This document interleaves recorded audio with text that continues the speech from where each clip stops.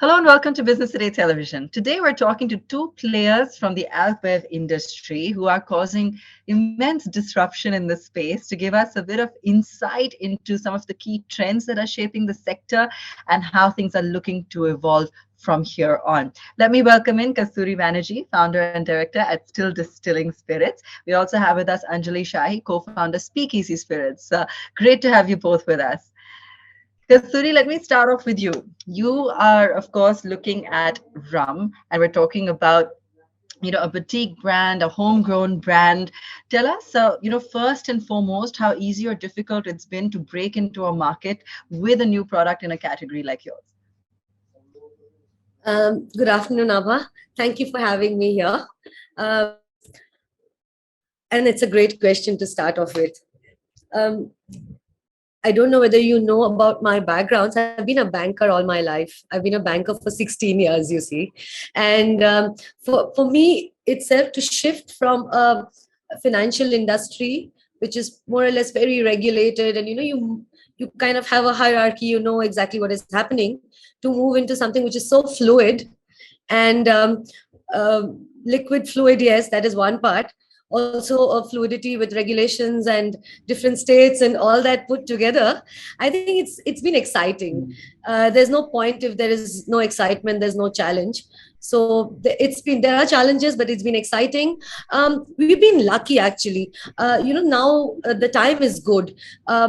People who've traveled, or who know, who have a choice, who can pick their drinks, are kind of everywhere now. It's not secluded to a foreign country or to a father of European nation. They're all sitting in India. They know what they like. They want to know the brand. They're interested in what's happening in India.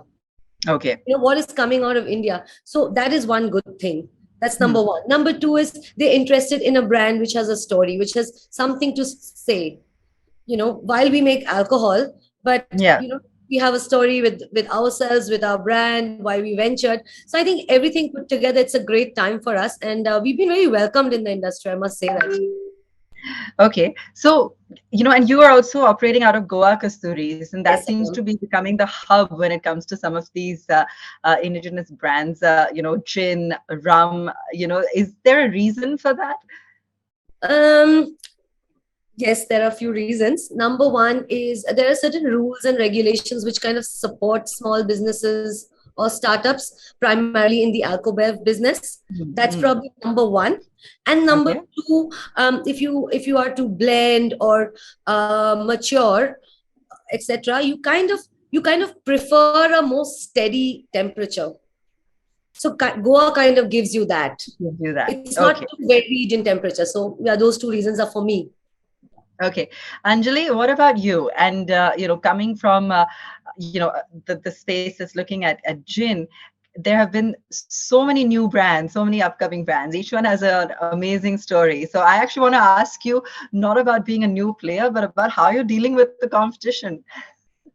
As a category, we are welcoming the competition, honestly, because gin overall forms about 1% of the overall alcohol market. So it's the more people there are, the more they're helping grow the category as a whole. So we all support each other. It's not that cutthroat yet. So we are really excited, and we recommend each other's brands as well. So I would say like worldwide, there are 5,000 varieties of gin. In India, we're only at about 15. And with the number of people there are, I think there's room for more, honestly. So it's the beauty of gin is that gin lends to a recipe, like unlike vodka, which is just a clear spirit, and gin is something which suits. There's a different recipe for different palate. So I think there's an audience for every type of gin based on the recipe that they own and push out to the market. So. Is the positioning on the back of the story? Is it pricing? Does it matter more depending on which region that you're looking at? How do you approach it? Pricing has to be tailored to the region you're looking at, because the excise and VAT regulations are different in different states, which is one of the biggest complications of this industry. And so we have to account for that when we price a product. Like the same product that's 1,500 in Goa will be close to 3,000 in Mumbai. Yeah. So that affects definitely affects our positioning, because I mean, like in a category like gin, there's plenty of imported brands that are in the market as well, and you want to position yourself not as premium as those brands, because then people generally have that mindset that why should we pay more for something local, unless you're playing, you're successfully branded yourself as a super premium brand. So that's not the category which we are playing at. We want to be a more accessible, affordable brand for people. So Kasturi, why don't you also share your inputs on this? And I'd love to get an idea of the kind of growth also that you're anticipating when it comes to the industry. Sure.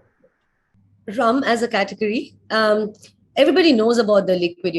We've grown up with primarily 3 brown spirits in India, which is whiskey, rum, and brandy. So rum as a liquid doesn't need any new introduction. However, having said that, we never have found a premium category rum in the country. Okay. And that is where I think probably why we got into rum. We were in a country where we had all the perfect ingredients, but there was no participation in the premium segment for rum. And that is where I thought it was a perfect match with the ingredients, and also with the kind of space that we were trying to get into. So that being number one. Number two is that there are trends in the market, and audience today, they like to experiment. They like to know what is new, what is coming up, what are the mixers. In those times like this, new liquids, new companies trying to produce premium craft, where the recipes are absolutely with us. Nobody has these recipes apart from very few of us who are making it. Very just like Anjali said, everybody has a recipe, and you always have a buyer for that recipe. So firstly was every ingredient was here to be able to produce. Second was people knew rum, people were drinking rum, but nobody had the access to a premium quality good liquid. So we kind of plugged that gap, I think. And the third one is just to get back to the question of how do you say was positioning and placement in terms of pricing. I feel that a pricing, they're primarily dependent on 2 things. One is definitely your costs and your plans to expand. So that is probably number one to decide an MRP. The second is there's a lot of research going on in terms of to understand in certain kinds of liquids, audience kind of prefers to pay a certain kind of a price. For example, when it's a whiskey, which is kind of touted as a drink where you drink when you reach somewhere or where you have established yourself, people are okay to pay a certain amount. So for a category like rum, we have to create a lot of awareness, a lot of education. But no, it's not difficult. And I think premiumization is something that today's market needs. Absolutely. Let me bring Varna in here as well. She's the founder and CEO at Bliss Water. Varna, just dive into the conversation and tell us what you've seen so far and where you're looking to take your brands. Absolutely. I mean, whatever Anjali and Kasturi have shared, we pretty much experience a similar sort of phenomena across various sectors.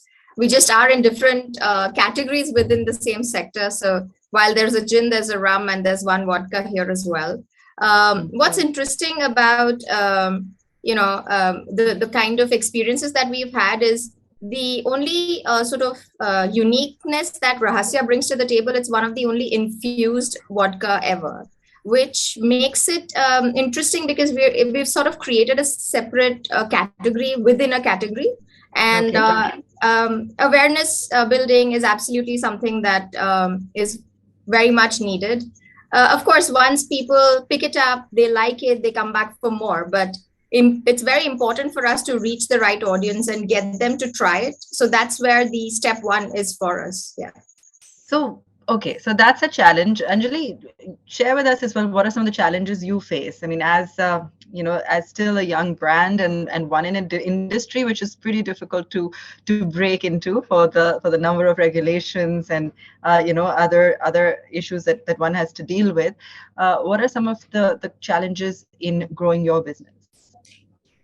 For us, I think there's two big challenges. One is that the industry isn't set up for startups. Like anything in the industry requires scale, whether it's like you're placing your bottle order or the spirit order, like everything requires scale. So it makes it like it's taken me a long time to identify vendors to and the like distillery where the gin could be made, where smaller quantities was possible.